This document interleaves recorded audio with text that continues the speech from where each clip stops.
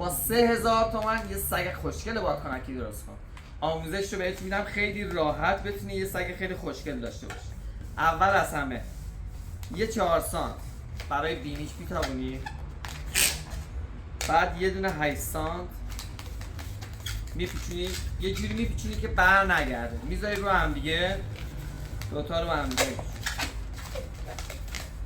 بعد گردنشه، دوست گردنش بلند باشه، زیاد میگیری دوست نشی کمتر میپیچونی. دوباره برای پاهاش یه 8 سانت پیچ میدی، میذاری رو هم دیگه.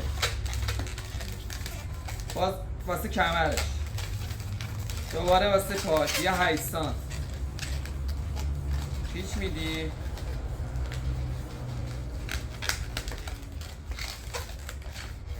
این هم یه سگ خیلی خوشگل بادکنکی، پاهاش رو هوا. این هم دومش با 3000 تومان.